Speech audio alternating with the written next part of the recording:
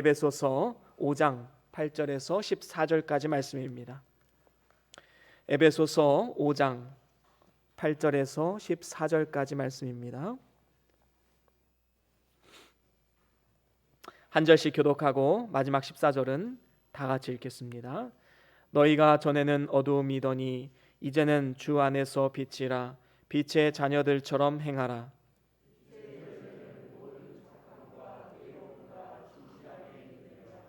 주께 기쁘시게 할 것이 무엇인가 시험하여 보라.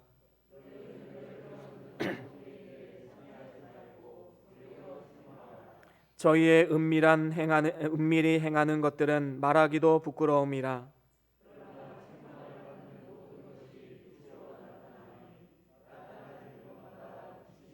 함께 읽습니다. 그러므로 이르시기를 잠자는 자여 깨어서 죽은 자들 가운데서 일어나라. 그리스도께서 내게 비치시리라 하셨느니라. 아멘. 아멘. 우리 다 같이 말씀 들고 함께 선포하시겠습니다. 시작. 주의 말씀은 내 발의 등이요 내 길의 빛이 되십니다. 주여 말씀하옵소서. 주의 종이 듣겠나이다. 아멘. 아멘. 오늘은 에베소서 5장 8절에서 14절 말씀으로 빛의 자녀들이란 제목으로 말씀을 나눠보길 원합니다. 제가 유학 중에 아주 강력한 태풍을 한번 만난 적이 있습니다. 그 당시에 가로수가 막 부러질 정도로 너무나도 강력한 태풍이었습니다. 이러한 큰 태풍으로 인해서 도시 전체가 마비되었습니다. 특별히 정전 사태가 일어나서 한 도시가 완전히 암흑이 되었습니다. 저녁부터 정전이 되었는데 그 다음 날 아침에 되어서야 복구가 되었습니다. 집에 있는 촛불 한 촛불은 다 꺼내봤는데 몇 개 되지 않더라고요. 그거라도 켜고 있었는데 이렇게 밤을 보내야 된다는 게 너무나도 두려운 마음이 들었습니다. 밖에서는 굉장히 큰 바람 소리가 휘휘 들어오고 있고 또 집 안에는 어두움이 감싸고 있고 참 그래서 아이들도 두려워했던 그러한 경험이 있습니다. 우리는 이 빛이 없는 세상에서 살아가는 것 정말로 상상할 수가 없지요. 빛은 우리에게 반드시 필요합니다. 어떤 분들은 혼자 사시는데 이제 퇴근하고 집에 들어가면 어두운 집이 싫다고 해서 출근할 때 꼭 방에 불을 켜두고 출근하신다고 합니다. 그 정도로 우리에게는 이 빛이 절대적으로 필요한 것이고 어두움 속에서는 살 수가 없는 것입니다. 여러분 이 사진 한번 보십시오. 미 항공우주국이 2009년도에 위성 사진으로 찍은 것입니다. 남한 그리고 일본, 중국 이런 곳은 빛이 넘쳐나지요. 그런데 북한은 어떻습니까? 평양 외에는 빛이 없습니다. 어두움이 그 땅을 지금 지배하고 있지요. 여러분 북한의 전력난이 얼마나 심각한 문제인지 우리는 이 사진을 통해서 또한 깨달을 수 있습니다. 우리는 이렇게 빛이 가득한 이 대한민국 땅에서 태어났다라는 것만으로도 우리는 평생 감사 제목으로 살아가야 할 것입니다. 영적으로 마찬가지입니다. 우리는 이전에는 지금 이 사진의 이 북한의 모습과 같이 이 어두움 가운데 살고 있었습니다. 그래서 오늘 말씀 8절 상반절에도 이렇게 말씀하지요. 너희가 전에는 어두움이더니. 우리는 모두 다 어두움 가운데 있었던 사람들이었습니다. 그런데 중요한 것은 어두움 가운데 있었으면서 내가 어두움 가운데 있었다라는 사실을 잘 몰랐다라는 사실입니다. 왜 그럴까요? 모두가 다 같이 어두움 가운데 있었기 때문입니다. 모두가 다 그렇게 살고 있기 때문에 그것이 죄인 줄도 모르고 그것을 행하며 살았고 모두가 다 그렇게 생각하기에 그것이 하나님을 거역하는 줄도 모르고 하나님을 거역하며 살아갔던 인생이 바로 우리들이었습니다. 그게 우리 선조들의 삶이었고 여전히 어둠 가운데 거하는 사람들의 삶의 모습인 것입니다. 요즘에 매스컴에서 자주 다뤄지는 이야기들이 무엇입니까? 학창 시절에 왕따를 시키고 학교 폭력에 가담을 하고 이랬던 운동선수들이나 연예인들, 이 과거의 행적들이 밝혀지면서 지금 활동을 못하는 많은 사람들이 있습니다. 지금은 아주 뼈저리게 후회를 하겠지요. 하지만 그때는 그걸 몰랐어요. 그게 죄가 되는지. 왜냐하면 얘도 하고 쟤도 하고 다 하는데 이게 왜 죄가 되냐라는 겁니다. 얘도 때리고 나도 때리고 모두가 다 때리는데 이게 어떻게 죄가 되냐란 말입니다. 그래서 그게 어둠인지도 모르고 쫓아갔던 많은 사람들이 있지요. 그래서 주변은 참 너무나도 중요합니다. 주변에 내 친구들, 내가 가까이 지는 사람들이 어떤 사람들인가 너무나도 중요한 것이지요. 청소년기에 주변에 다 담배 피면 그 아이도 담배를 필 수밖에 없는 거예요. 청소년부터 다 술 마시는 아이들만 있다면 어떻게 하겠습니까? 이게 죄인 줄도 모르고 그냥 쫓아가는 거예요. 그럼 나중에 이제 후회하게 되는 것이죠. 여러분, 무엇이 죄고 무엇이 죄가 아닌지는 어두움 가운데 있으면 판단할 수가 없습니다. 그래서 죄인 줄도 모르고 따라갈 수밖에 없는 것이지요. 하지만 이 어두운 세상 가운데 빛이 되신 예수 그리스도께서 이 땅 가운데 찾아오셨습니다. 그래서 오늘 말씀해 보면 이전에는 너희가 어두움이었으나 이제는 너희가 빛이라 라고 말씀하고 있습니다. 우리가 믿지 않을 때에는 영적으로 어두움에 속해 있었지만 이제는 믿음으로 빛의 자녀가 되었습니다. 그래서 요한일서 1장 5절에 보면 이렇게 말씀하지요. 우리 같이 한번 읽어보겠습니다. 요한일서 1장 5절입니다. 함께 읽어봅니다. 시작. 우리가 저에게서 듣고 너희에게 전하는 소식이 이것이니 곧 하나님은 빛이시라 그에게는 어두움이 조금도 없으시니라. 아멘. 그렇습니다. 하나님은 빛 그 자체이십니다. 이 땅에 태초에 이 원시 지구에는 흑암과 또 혼돈 이런 것들밖에 없었습니다.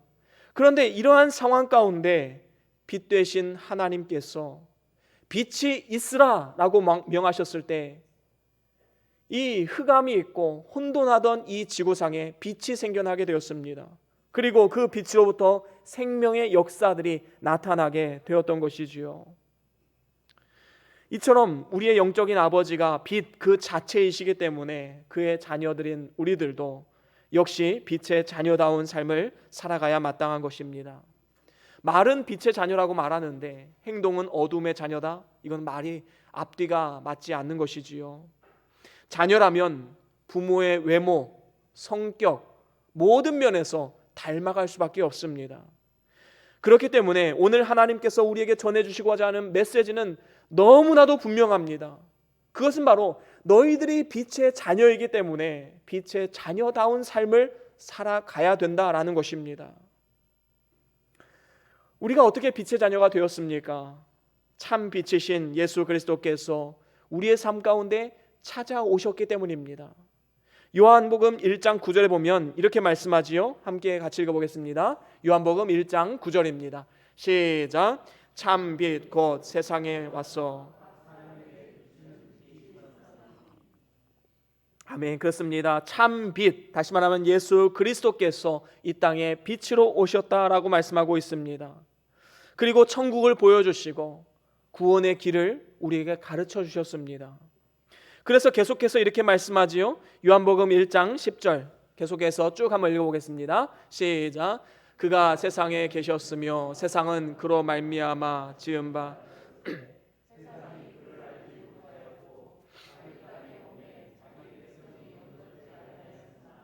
영접하는 자 곧 그 이름을 믿는 자들에게는 하나님의 자녀가 되는 권세를 주셨으니. 아멘. 그렇습니다. 그가 세상에 왔지만 세상은 그를 알아보지 못했습니다. 너무나도 어두움 가운데 깊이 박혀 있었기 때문에 참 빛이 왔음에도 불구하고 그것을 인지할 수가 없었던 것이지요. 하지만 그를 영접하는 자들이 있습니다. 영접하는 자 곧 그 이름을 믿는 자들에게는 하나님의 자녀가 되는 권세를 주셨다라고 말씀하고 있습니다. 다시 말하면 예수를 영접함으로 빛의 자녀로 거듭나게 되었다라는 것입니다. 그렇다면 우리가 이제는 이 빛의 자녀로서 어떻게 살아가야 하는 것인가? 이것이 중요한 일 아니겠습니까? 오늘 본문 말씀을 통해서 저는 여러분들과 세 가지로 함께 말씀을 나눠보기를 원합니다. 진정한 빛의 자녀로 살아가기 위해서는 첫 번째로 착함과 의로움과 진실함의 열매를 맺어야 합니다. 여러분, 우리가 빛의 자녀이기 때문에 빛의 열매를 맺는 것 너무나도 당연한 일입니다. 그래서 오늘 본문 9절에도 보면 우리가 빛의 열매를 맺어야 할 것을 말씀하시면서 그 빛의 열매에 대해서 세 가지를 말씀하지요. 모든 착함과 의로움과 진실함에 있느니라 말씀하고 있습니다. 여러분, 야고보서에 보면 분명히 말씀하고 있어요. 행함이 없는 믿음은 죽은 믿음이다. 그 믿음은 헛것이다. 이렇게 말하고 있습니다. 아무리 교회에 오랫동안 다니고 직분을 맡았다 할지라도 열매가 없다면 참 빛의 자녀가 아닌 것입니다.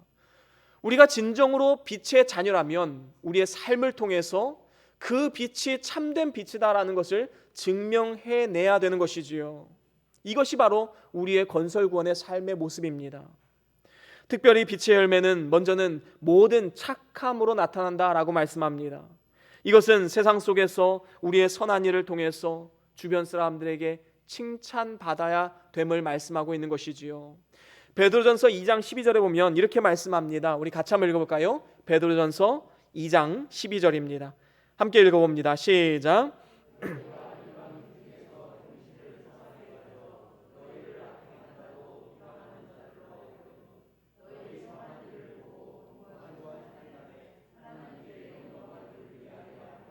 아멘. 그렇습니다.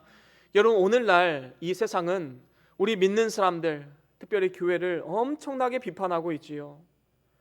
직장이나 사업장에서 자신이 그리스도인인 것, 자신이 교회를 나가고 있다는 것을 쉽게 밝히지 못하는 이러한 시대 가운데 우리는 살아가고 있습니다.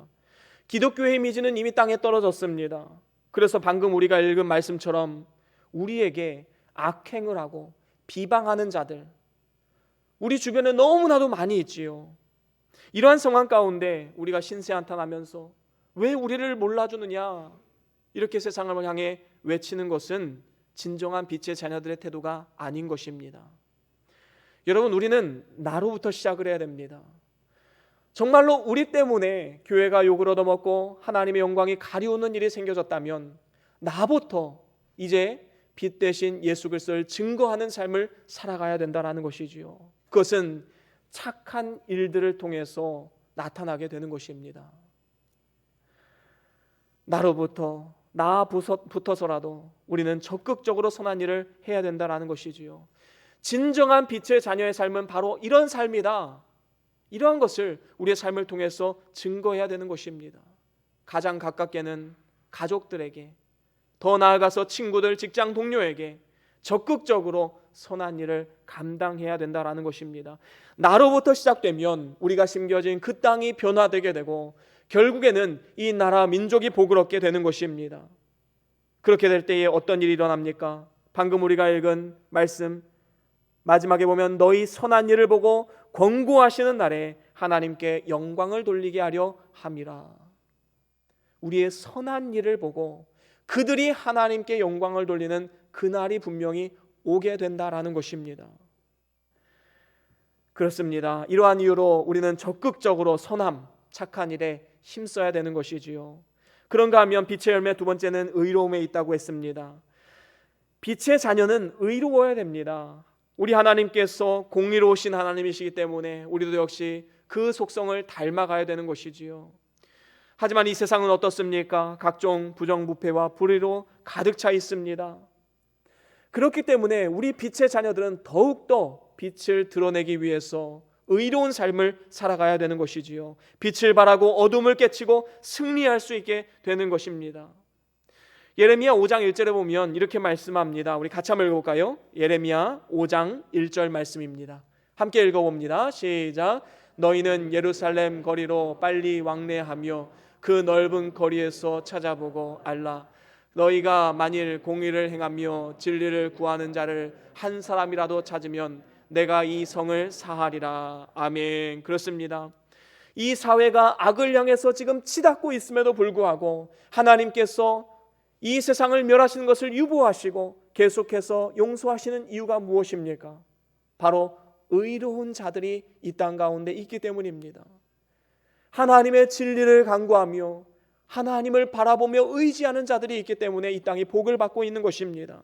세상은 그것을 알지 못하지요. 하지만 우리는 분명히 알고 있습니다.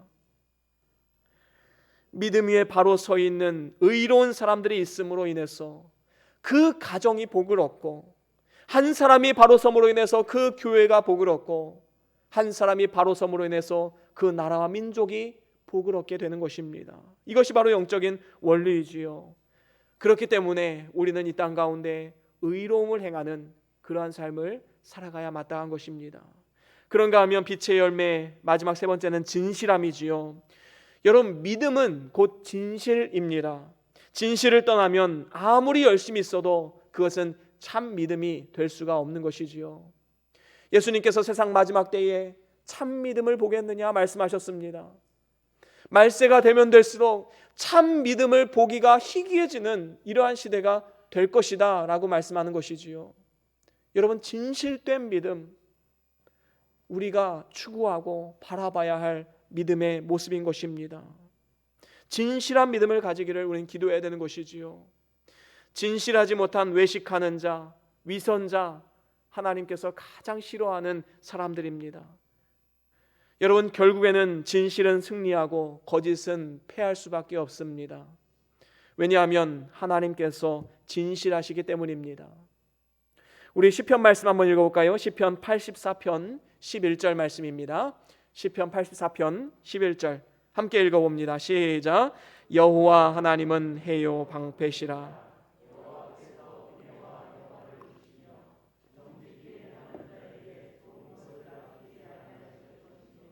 아멘. 그렇습니다. 여호와 하나님은 해요, 우리의 햇빛이 됩니다. 그리고 방패시라라고 말씀하고 있습니다. 그는 우리에게 은혜를 주시는데 어떻게 은혜를 주십니까? 정직하게 행하는 자에게 좋은 것을 아끼지 아니할 것이다. 우리에게 분명히 약속해주고 계십니다. 그렇습니다. 진정으로 진실되게 정직하게 행하는 자, 하나님의 크신 은혜와 복을 받아 누릴 것이다. 하나님은 분명히 우리에게 약속해주고 계심을 기억해야 할 것입니다. 그런데 우리가 여기서 한 가지 놓치지 말아야 할 아주 중요한 사실이 한 가지 있습니다. 그것은 우리가 빛의 열매로서 착함과 의로움과 진실함, 이 세 가지는 이 세상에서도 외치는 도덕 구호입니다. 굳이 예수님을 믿지 않더라도 착하게 사는 것, 의롭게 사는 것, 진실하게 사는 것은 다른 종교에서도 다 이야기하는 거예요. 그러면 우리가 그들과 다른 게 무엇이 있습니까? 그 중심에 누가 있느냐, 이게 중요한 것이지요. 그들의 행위의 중심에 누가 있습니까? 자기 자신이 있습니다. 자기의 양심과 도덕심을 만족시키기 위해서 하는 경우가 많이 있지요. 이것은 종교적 열심에 불과합니다. 우리는 종교적 열심으로 착함과 의로움과 진실함으로 사는 것이 아닙니다. 하나님의 영광을 위해서. 그리스도인들은 나를 위해서 하는 게 아니지요. 내가 위대해 보기 위해서 하는 것이 아닙니다. 그리스도인은 하나님의 영광을 위해서, 하나님의 기쁨이 되기 위해서 이 일들을 하는 것입니다. 다시 말하면 목적 자체가 다른 것이지요. 우리는 빛의 자녀이기 때문에 그 빛을 나타내고 증거하기 위해서 착함과 의로움과 진실함으로 살아가야 마땅한 것입니다. 저와 여러분들이 삶 가운데 이 착함과 의로움과 진실함이라는 이 빛의 열매를 많이 맺음으로써 하나님의 영광이 우리의 삶을 통해서 나타나지게 되고 참 빛으로 오신 예수 그리스도를 우리의 삶을 통해 증거할 수 있는 그러한 복된 삶이 다 될 수 있기를 주의 이름으로 간절히 축원합니다. 그런가 하면 두 번째로 빛의 자녀다운 삶, 두 번째는 주의 뜻을 시험해서 분별해야 됩니다. 오늘 본문 말씀 10절에 보면 이렇게 말씀합니다. 제가 한번 읽어보겠습니다. 주께 기쁘시게 할 것이 무엇인가 시험하여 보라. 그렇습니다. 정말로 우리가 빛의 자녀들이라면 우리의 당연한 기도의 제목이 한 가지 있을 것입니다. 그것은 바로 내가 어떻게 하면 하나님의 기쁨이 될 수 있을까? 여러분, 정말로 바로 선 자녀라면 내가 어떻게 하면 아버지의, 어떻게 하면 어머니의 기쁨이 될 수 있을까? 이 고민하지 않겠습니까? 여러분, 우리는 진정으로 빛의 자녀로 거듭났다라는 것이 무엇입니까? 우리의 영적인 아버지 되신 하나님의 기쁨이 무엇이 될 수 있을까? 우리는 이 고민을 하며 살아가는 것입니다. 과연 이 일을 했을 때 우리 주님이 기뻐하실까? 기뻐하지 않으실까? 하나님의 뜻을 시험해서 분별해야 됩니다. 이것은 우리의 정체성에 관련된 부분이지요. 진정한 빛의 자녀들은 자신이 해야 할 것을 분별을 합니다. 무엇이 하나님이 기뻐하시는 일인지 분별하는 것이지요. 성경에서 일관되게 말씀하시는 것이 무엇입니까? 여호와 하나님이 거룩하시기 때문에 너희도 거룩하라 라는 것입니다. 여기서 이 거룩이라는 말의 뜻이 무엇이지요? 구별입니다. 우리는 무엇이든지 구별할 수 있는 이 영안을 가지고 있어야 돼요. 하나님의 뜻인지 아닌지, 하나님이 기뻐하시는 일인지 아닌지. 우리는 이 구별하는 것, 여기서부터 이제 거룩이 시작이 되는 것입니다. 하나님의 뜻을 분별해서 세상과 다른 정체성을 가지고 살아가야 함을 우리에게 말씀하고 있는 것이지요. 순서가 중요합니다. 우리가 바른 행동을 하고 인격이 성숙하기 때문에 거룩한 것이 아니라 거룩한 하나님의 자녀로 부르셨기 때문에 거룩한 삶을 살아가야 된다라는 것입니다. 여러분, 겨울이 되면 모든 나무들은 다 잎이 떨어집니다. 그러면 앙상한 나뭇가지만 남게 되지요. 여러분, 이 나무들을 보면 어떤 나무인지 아십니까? 뭐가 사과나무고 뭐가 배나무고 뭐가 감나무인지 그 나뭇가지만 있는데 그거 어떻게 알 수 있겠습니까? 그런데 알 수 있는 방법이 있습니다. 시간이 지나고 여름이 오고 가을이 오면 열매가 맺힙니다. 열매를 보면 아, 이 나무가 사과나무였구나, 이 나무가 감나무였구나 알 수 있는 것이지요. 여러분, 우리는 하나님의 자녀된 신분입니다. 아직은 미완전하지요. 아직은 부족합니다. 그래서 세상 사람들은 인정하지 않아요. 야, 그리스도인들의 삶을 봐라. 어떻게 거룩한 하나님의 자녀다운 삶이라고 말할 수 있느냐. 하지만 우리는 열매를 통해서 그것을 보여줄 수 있는 사람이 되어야 되는 것입니다. 봐라, 믿는 사람들의 삶이 바로 이러한 삶이다 라는 것을 우리의 삶을 통해서 증거할 수 있는 삶이 되어야 된다라는 것입니다. 여러분, 우리의 뿌리는 하나님이십니다. 하나님으로서 나오는 것이기 때문에 우리의 삶 가운데 빛의 열매를 맺을 수밖에 없는 것입니다. 로마서 12장 2절에 보면 이렇게 말씀하지요. 우리 같이 한번 읽어볼까요? 로마서 12장 2절 말씀 우리 다 같이 함께 읽습니다. 시작. 너희는 이 세대를 본받지 말고 오직 마음을 새롭게 함으로 변화를 받아 하나님의 선하시고 기뻐하시고 온전하신 뜻이 무엇인지 분별하도록 하라. 아멘. 그렇습니다. 우리는 어두움에 속한 이 세상과 다른 정체성, 다른 목표, 다른 가치관을 가지고 살아가는 사람들입니다. 그래서 이 세대를 본받지 말고 마음을 새롭게 함으로 변화를 받아서 하나님의 선하시고 기뻐하시고 온전하신 뜻을 바르게 분별하여 행하라 라고 말씀하고 있는 것입니다. 이렇게 주의 뜻을 시험해서 분별하기 위해서는 세 가지 필터가 필요하지요. 제가 여러 번 말씀드린 바가 있습니다. 첫 번째로는 하나님 말씀입니다. 성경 말씀을 통해서 필터로 삼아서 나의 삶을 비춰보고 성경이 하라 하는 것 하고 하지 말라 하는 것 하지 않는 것, 바로 이것이 첫 번째 필터입니다. 그러면 성경에 나와 있지 않은 것이 있지요. 그럼 어떻게 해야 됩니까? 정확히 나와 있지 않은 것은 우리의 신앙 양심을 통해서 필터로 걸러내야 됩니다. 신앙 양심이 계속해서 거리끼는데 그것을 행하고 있다면 그것은 하나님 말씀에 불순종하고 있다는 것이지요. 그러면 신앙 양심으로 모르겠다 그러면 우리는 기도해야 됩니다. 이게 바로 세 번째 필터입니다. 기도하면 하나님께서 평안한 마음을 주시는 것들이 있습니다. 그러면 기도하면서 행하면 되는 것입니다. 근데 기도하면 할수록 마음이 불편해지고 하나님이 기뻐하지 않는다는 그런 마음이 든다면 우리는 절대로 그 일을 행해서는 안 된다라는 것이지요. 이 세 가지 필터, 하나님 말씀과 신앙 양심과 기도, 이 세 가지를 통해서 우리의 인생을 한번 걸러보고 진정으로 하나님의 기뻐하시는 뜻이 무엇인지 우리는 분별할 수 있는 사람이 되어야 하는 것입니다. 만약에 이 세 가지 필터를 통과시켰음에도 불구하고 하나님의 뜻을 구별하지 못하고 그 뜻을 거역하면서 살아가는 것은 믿음이 적은 것이 아니라 하나님께 반역하는 것이고 하나님의 계획을 회방하는 일인 것입니다. 그렇기 때문에 우리가 진정으로 빛의 자녀들이라면 빛 되시는 그리스도의 고귀한 뜻을 따라서 하나님의 뜻을 따라 순종하는 그러한 삶을 살아가야 마땅한 것입니다. 그런가 하면 마지막으로 세 번째, 빛의 자녀로서의 삶, 세 번째는 어두운 일에 참여하지 말고 오히려 책망하라라는 것입니다. 오늘 본문 11절에 보면 이렇게 말씀하지요. 우리 같이 한번 읽어볼까요? 오늘 본문 11절입니다. 시작. 너희는 열매 없는 어두움의 일에 참여하지 말고.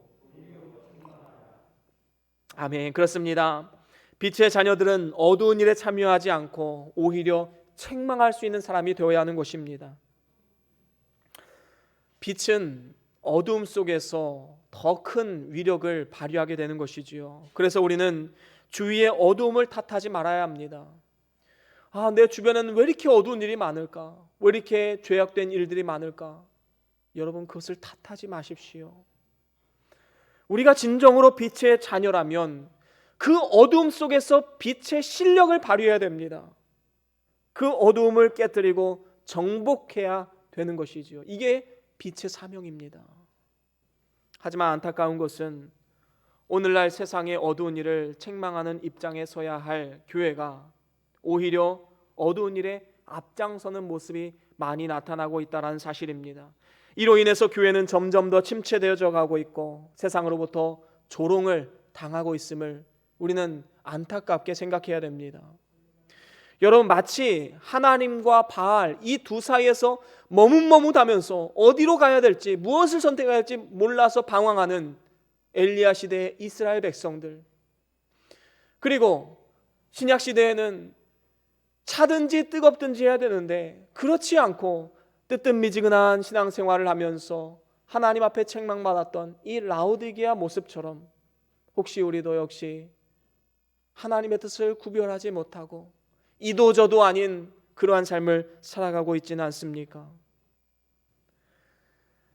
그래서 결국에 오늘 말씀처럼 열매 없는 어두움의 일에 참여하고 있지는 않습니까? 우리의 삶을 한번 돌아볼 필요가 있습니다. 우리 주님께서 뭐라 말씀하셨습니까? 마태복음 5장 13절 우리 같이 한번 읽어볼까요? 마태복음 5장 13절입니다. 시작. 너희는 세상의 소금이니 소금이 만일 그 맛을 잃으면 무엇으로 짜게 하리요? 후에는 아무 쓸데없어 다만 밖에 버리워 사람에게 밟힐 뿐이니라. 아멘. 그렇습니다. 우리는 세상의 소금인데 소금이 소금답지 못하면 어떻게 됩니까? 이 세상에서 맛을 내지 못합니다. 교회가 교회답지 못하면 그 어떠한 선한 영향력도 끼치지 못하게 됩니다. 성도가 성도답지 못하면 그 어떤 긍정적인 효과도 우리 주변 사람들에게 뿜어낼 수가 없는 것입니다. 그저 밖에 버리워져서 짓밟히고 욕을 먹을 수밖에 없는 것이지요. 우리가 만약에 복음을 전하다가 그리고 하나님의 영광을 위해서 살다가 고난을 당하고 핍박을 당하는 것 우리가 기쁨으로 감내해야 되겠지요. 하지만 성도가 성도로서 교회가 교회로서 그 맛을 잃어버림으로 인하여 세상의 비난을 얻고 있다면 우리는 하나님께 큰 책망을 받게 될 것입니다. 결국에는 하나님도 우리를 외면해 버릴 수도 있다라는 것입니다.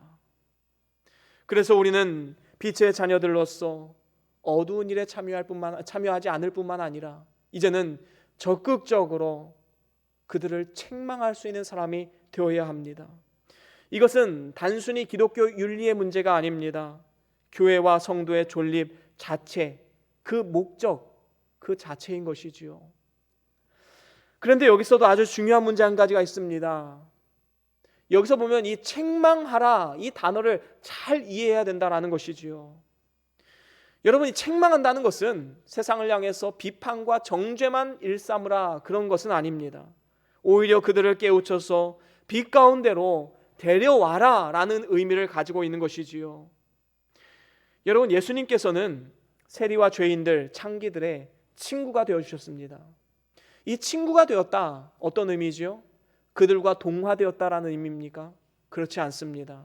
친구가 되어주셨다는 것은 그들을 비판이나 정죄하는 것이 아니라 그냥 참 빛으로 다가가셔서 복음을 전하시고, 또한 그들은 빛이 다가오니까 스스로 자신의 죄를 깨닫고 하나님 앞에 회개하며 돌아올 수 있는 이러한 관계가 되어주신 것입니다.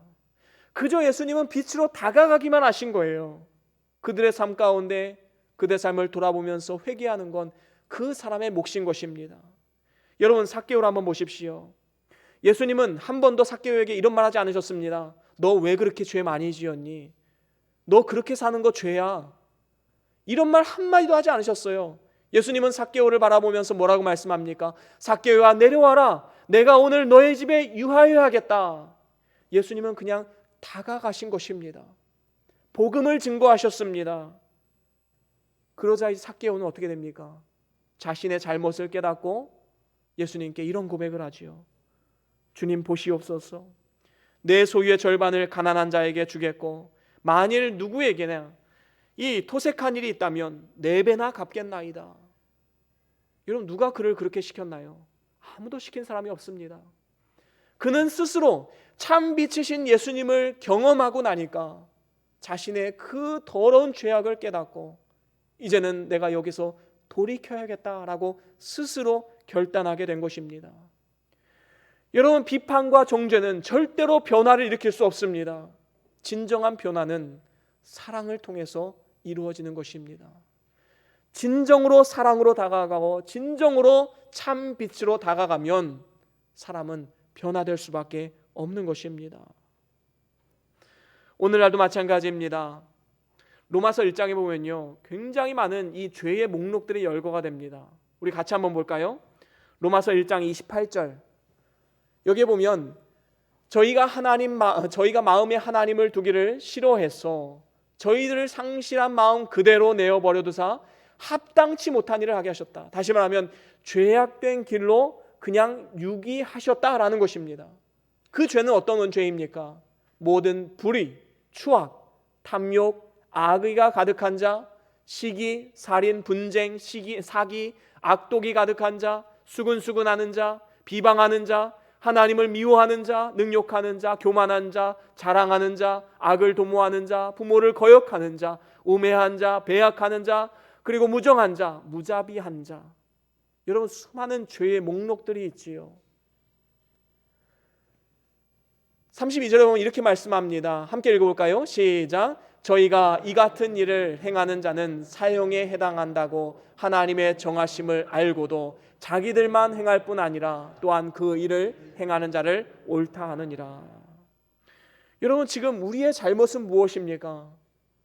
자기가 이러한 일들을 행할 뿐만 아니라 자기 주변 사람들에게도 이러한 일은 옳은 일이야 라고 가르치는 데 있다는 것입니다. 오늘날 우리 기독교가 이러한 일들 때문에 너무나도 큰 위험에 빠지게 된 건 아니겠습니까? 뿐만 아닙니다. 로마서 13장에도 죄의 목록들이 또 나오지요. 여기에 보면 낮에와 같이 단정히 행하고 방탕과 술 취하지 말고 음란과 호색하지 말며 쟁투와 시기하지 말고 오직 주 예수 그리스도로 옷 입고 정욕을 위하여 육신의 일을 도모하지 말라 말씀하고 있습니다.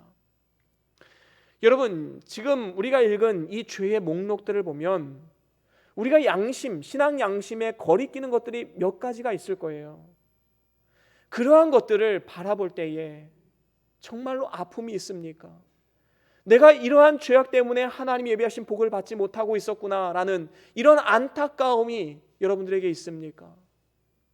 우리가 진정으로 빛의 자녀라면 우리의 삶을 적극적으로 하나님 앞에 내보여야 됩니다. 우리의 죄의 문제를 드러내야 됩니다.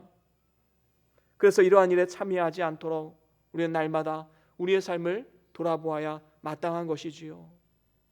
정말로 끊을 수 없는 죄의 습관이라 할지라도 예수님께서 우리 마음 가운데 참빛으로 다가오시면 우리의 신앙 양심을 터치하시고 그 죄악들을 끊어낼 수 있는 힘과 능력을 공급해 주시는 것입니다.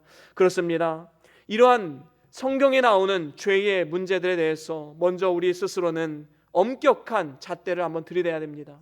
우리 자신에게는 엄격한 잣대를 들이대고 이제는 다른 사람을 향해서는 죄에 대한 비난과 정죄를 멈추고 이제 그들을 위해서 예수 그리스도를 증거하고 그들을 주님께로 이끄는 역할을 감당해야 된다라는 것입니다. 이것이 또한 교회가 해야 할 일인 것입니다. 여러분, 부모가 자녀를 훈계할 때에는 사랑으로 합니다. 물론 그렇지 않은 부모들도 있는 줄로 압니다. 하지만 대부분의 자녀, 정말로 바로 서 있는 부모라면 자녀들을 훈계할 때 사랑으로 하지요. 만약에 사랑이 빠져버리고 훈계만 한다면 그것은 어떠한 삶의 변화도 일어날 수가 없는 것입니다. 사랑으로 책망하고 사랑으로 훈계할 때 그 안에서 진정한 변화가 일어나게 되는 것이지요. 여러분, 하나님은 오늘 우리를 사랑하는 마음으로, 안타까운 마음으로 우리에게 죄에서 돌이켜라, 이제는 그 어두운 데서 일어나서 빛 가운데로 나와라, 오늘 우리에게 말씀하고 계십니다. 13절에도 이렇게 말씀하지요. 오늘 본문 13절입니다. 한번 읽어보겠습니다. 시작. 13절 시작. 모든 것이 빛으로 나타나니. 아멘. 그렇습니다. 책망을 받는 모든 것이 빛으로 나타나게 된다라고 말씀하고 있습니다. 빛은 어두움을 몰아내는 역할도 하지만 정말로 더럽고 추악한 모든 것들을 다 드러내는 역할도 합니다. 그렇기 때문에 예수님을 만나게 되면 스스로 부끄러워하지 않을 수 없고 자신의 잘못을 고치지 않을 수가 없는 것입니다. 결국에는 죄를 버리게 되는 유익을 가져다 주는 것이지요. 이를 위해서 우리는 오늘 본문 말씀 14절에 말씀하신 것처럼 죽은 자들 가운데서 일어나야 됩니다. 우리 14절 말씀 한 번 더 읽어보겠습니다. 시작. 그러므로 이르시기를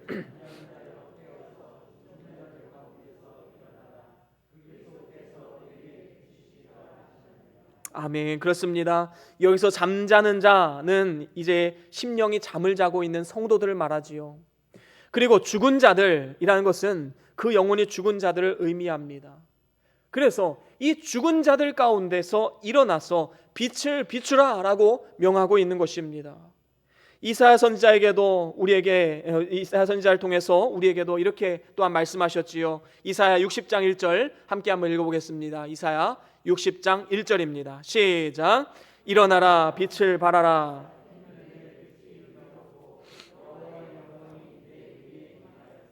아멘. 그렇습니다. 일어나 빛을 발하라.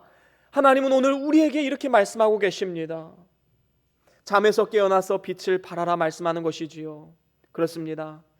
우리가 해야 할 일은 이렇게 빛을 발하는 일입니다. 반발과 적개심과 원한을 일으키는 책망은 성도의 바른 태도가 될 수가 없는 것입니다. 모든 일에 덕스러운 결과를 낳아야 되는 것이지요. 우리가 이 사실을 꼭 기억하고 어두운 일에 참여하지 말고 오히려 그들을 책망하되 성경이 말씀하신 바 바른 책망을 그들에게 해야 될 줄로 믿습니다. 이제 말씀을 마무리합니다. 오늘날 이 세상은 악하고 음란한 세대요, 어그러진 세대요, 패역한 세대다라고 성경은 분명히 말씀합니다. 어두움이 왕노릇하면서 하나님 없이 우상과 죄악의 낙으로 살아가는 많은 사람들이 있음을 보게 됩니다. 이러한 시대 가운데 우리 성도들의 책임이 무엇입니까? 빛의 자녀다운 삶을 살아가는 것이지요. 우리는 참 빛인 예수 그리스도를 마음의 구주로 영접함으로 인해서 하나님의 자녀로 거듭난 사람들입니다. 여러분, 하나님의 자녀된 권세를 가진 사람들은 반드시 우리가 행해야 될 것이 있는데 그것은 하나님의 자녀로서의 의무입니다. 우리가 대한민국 국민으로서 이 대한민국 땅에서 누리는 특권이 있어요. 이방인들, 외국인들에 비해서 우리는 많은 특권을 누리고 있습니다. 대한민국 국민이기 때문인 것이지요. 하지만 또한 그에 따르는 의무도 있음을 분명히 알아야 돼요. 특권만 누리려고 하면 안 됩니다. 우리는 반드시 의무도 함께 지켜야 되는 것이지요. 바로 오늘 말씀이 그 의무에 대해서 말씀하는 것입니다. 빛의 자녀들이라면 반드시 의무를 지켜야 되는데 그러한 삶은 세 가지로 나타난다고 말씀을 함께 나누어 보았습니다. 간단하게 한번 살펴보고 마치도록 하겠습니다. 첫 번째는 무엇이었지요? 그렇습니다. 자녀라면 마땅히 착함과 의로움과 진실함의 열매를 맺어야 합니다. 그래서 참빛으로 오신 예수 그리스도를 우리의 삶을 통해 증거해야 마땅한 것입니다. 두 번째는 무엇입니까? 그렇습니다. 자녀라면 어떻게 하면 하나님을 기쁘시게 할 수 있을까? 하나님의 뜻을 분별해야 됩니다. 구별해야 됩니다. 그래서 신앙 양심과 또 성경 말씀과 기도, 이 세 가지 필터로 하나님의 뜻을 분별하는 삶을 살아가야 마땅한 것입니다. 마지막 세 번째는 무엇입니까? 그렇습니다. 먼저는 우리 자신이 스스로 어두운 일에 참여하지 말아야 됩니다. 주변 친구들이, 주변 직장 동료들이, 주변 사람들이 다 그 일을 한다 할지라도 하나님의 뜻이 아니면 우리는 절대로 그 일을 해서는 안 되는 것입니다. 그리고 또한 거기서 멈추는 것이 아니라 오히려 그들을 책망해야 되는데, 그 책망은 비판과 정죄가 아니라 사랑으로 그들에게 복음을 증거하는 것입니다. 바로 이것이 빛을 발하는 삶인 것이지요. 저와 여러분들이 오늘 말씀을 우리 마음판 깊이 새기시고 빛의 자녀다운 삶을 살아감을 통하여서 이 땅에서 사는 동안 하나님의 영광이 우리의 삶을 통해 나타나지게 되고, 또 하나님 나라에서도 해와 같이 빛나는 이러한 축복된 삶을 살아갈 수 있기를 주의 이름으로 간절히 축원합니다. 우리 다 같이 함께 오늘 받은 말씀 기억하시면서 잠깐 동안 묵상 기도합니다. 어떠한 말씀을 받으셨습니까? 무엇을 깨달으셨습니까? 어떠한 결단을 내리셨습니까? 하나님의 음성입니다. 그 말씀 부여잡고 꼭 실천하는 사람, 그리고 우리 가정, 우리 교회가 될 수 있기를 함께 기도하면서 나아갑시다. 다 같이 잠깐 동안 묵상 기도합니다.